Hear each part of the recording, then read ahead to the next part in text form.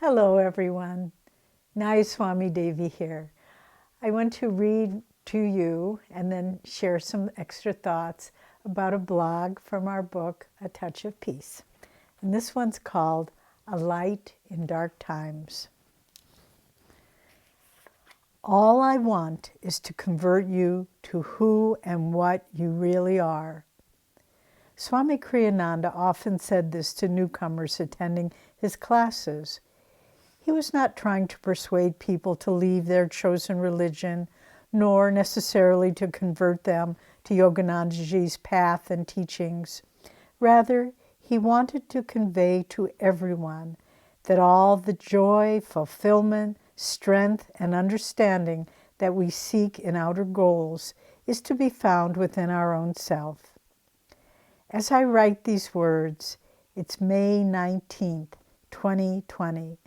What would have been Kriyanandaji's 94th birthday had he not left his body in 2013.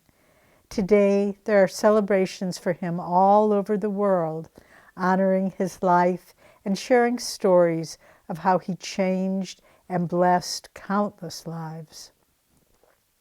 At the same time, the world is filled with insecurity, fear, and suffering as people face the havoc wrought by the pandemic. In the midst of these dark clouds of uncertainty, Swamiji's life can provide us with the light to guide us forward. Over the years, we watched him build Ananda from a mere dream into a worldwide movement. He had determination and courage that were undiminished by any obstacle that stood in his way. There were many, and he showed us how to face them.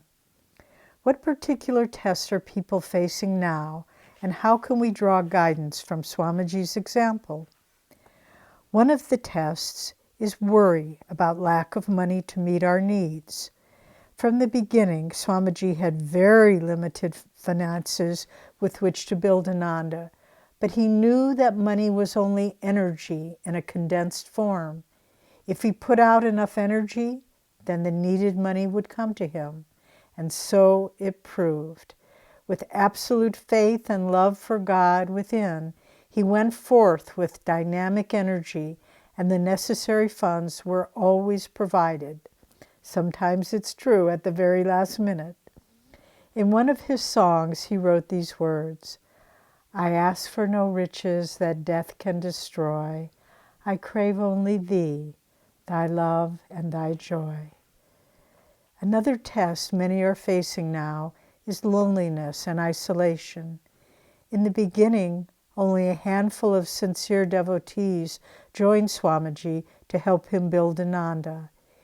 Even though many came and went, Swamiji persisted because he had the strength within himself to continue, even if it meant doing it alone.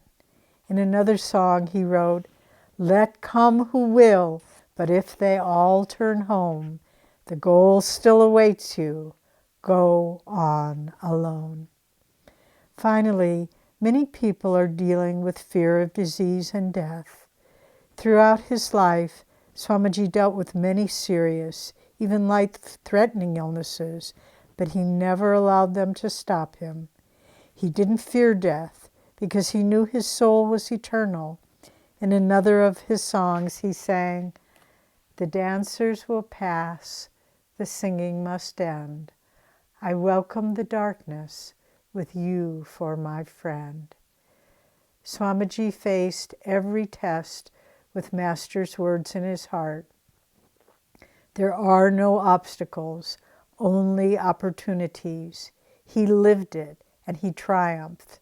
Through his spiritual dedication, Swamiji had realized the truth about who and what he really was, a spark of God's eternal power, joy, love, and strength. He showed us how we too can live with this same strength, courage, and joy through the challenges of these times. In a talk he gave on facing life's tests, he said, quote, "We see ourselves struggling along on the spiritual path while fighting our way through tests and difficulties. but don't let anything shake you. Every step that you take brings you more light and joy. It isn't as if you have to walk through endless darkness so that at the end you find a little crumb. Each step brings you greater strength and the ability to accept whatever comes. With these gifts, we also find the certainty that there is only one thing worth living for, that which we find at the end of all tests, God's peace. End quote. Wishing you inner light and strength, Nayaswami Devi. That last quote in the blog is so powerful and so important to remember as we go through life's challenges and tests. Don't think like, oh, if I keep struggling and struggling, maybe I won't fall flat on my face at the end of the day.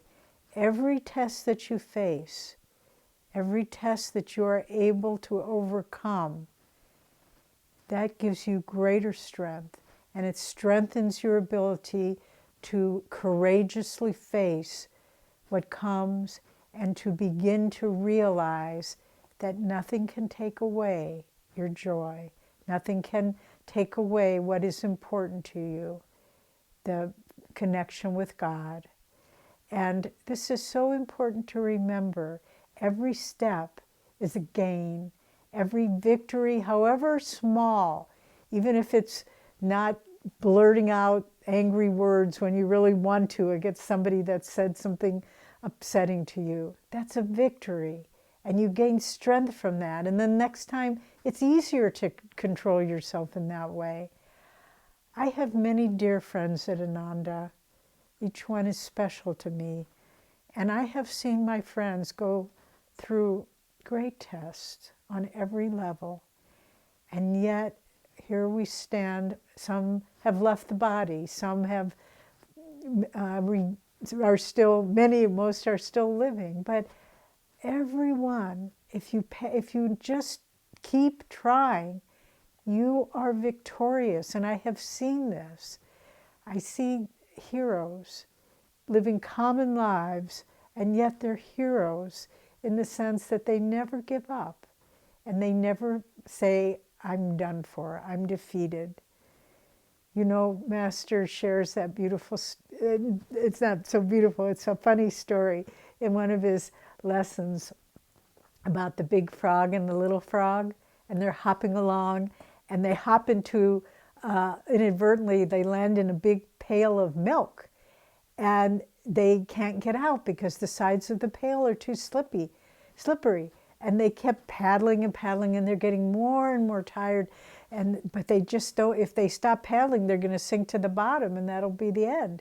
So they keep paddling and paddling.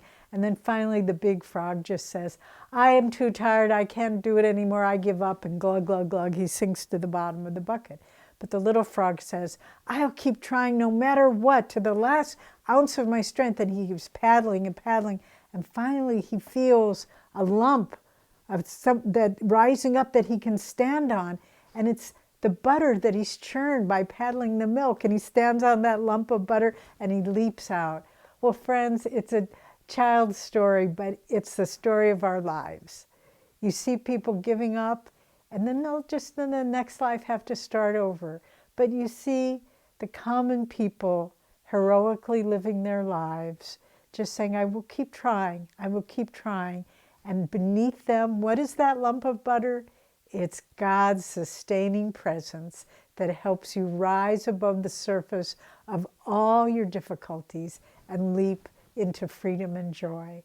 So this was one of the great gifts that Swami Kriyananda gave us through his life, through his example, that if you face life heroically and courageously, even in little things, you will be a hero and you will triumph over and learn the lessons that you came into this life to learn. God bless you.